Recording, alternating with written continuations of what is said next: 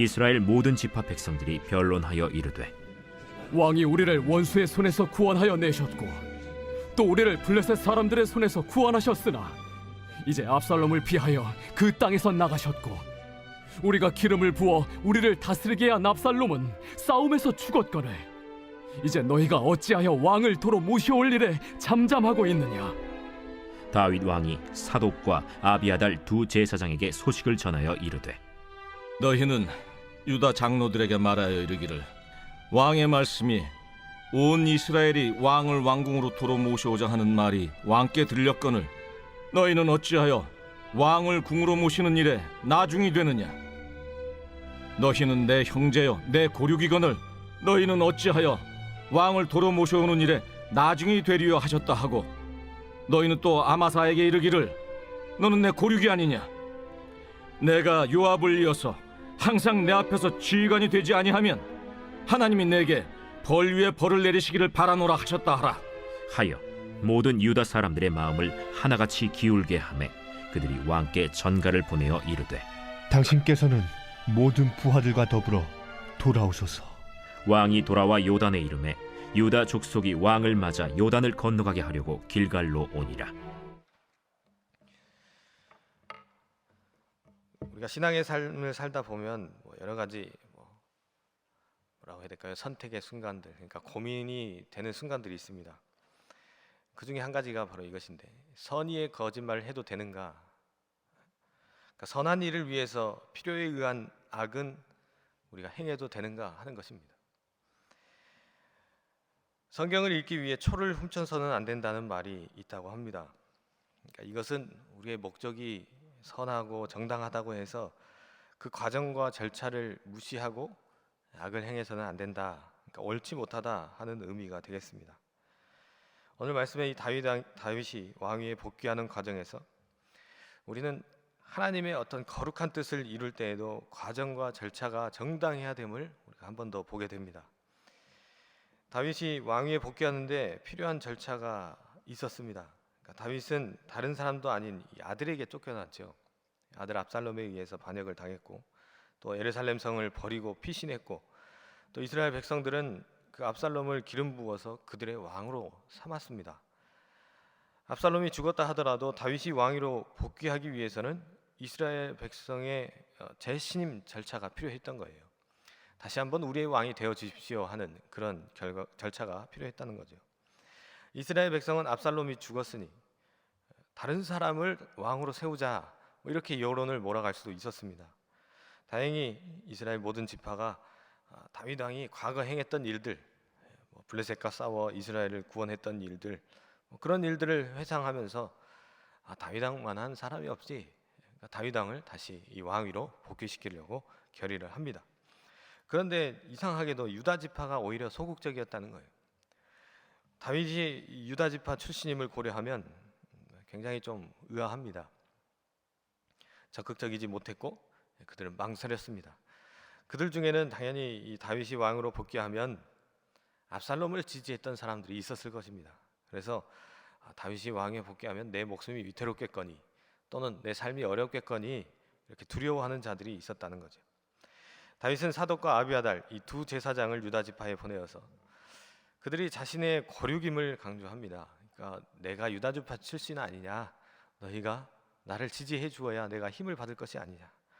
그래서 이 왕위에 복귀시키는 일에 적극적으로 좀 나서 줄 것을 요청합니다.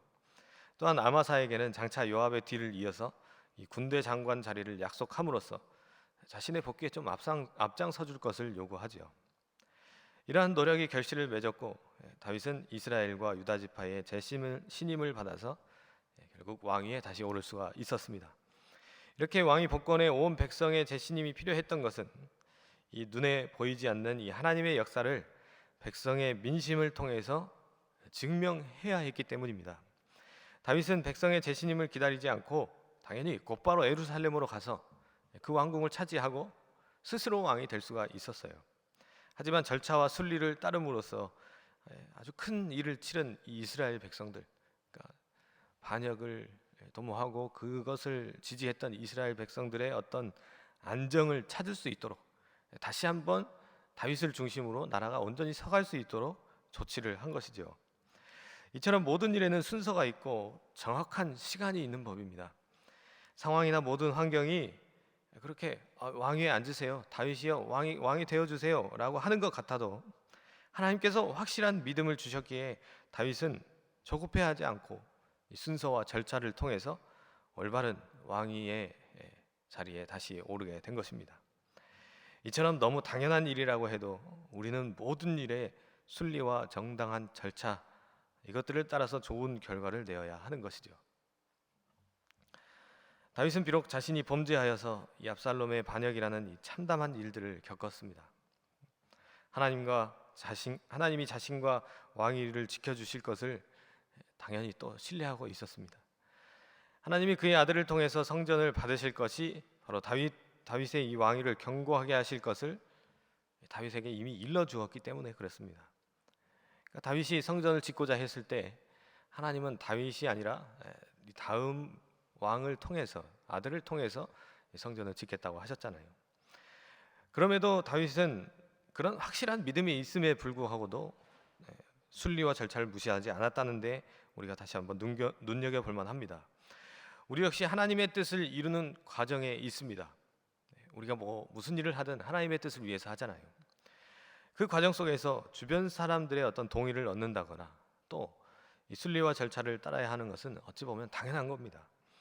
하나님은 창조주이실 뿐만 아니라 언제나 온 세상을 다스리시고 또 지금 이 순간에도 이끌어 가시는 분이 바로 우리 하나님이시죠. 또 오늘날 민주적 이 사회에서는 왕이 혈통으로 계승되는 것이 아니라 법을 따라 국민에 의해서, 투표에 의해서 이 지도자가 선출이 됩니다. 그러한 사회에서는 선거라는 과정을 통해서 이 땅의 어떤 민심들, 사람들의 마음이 나타나게 되죠.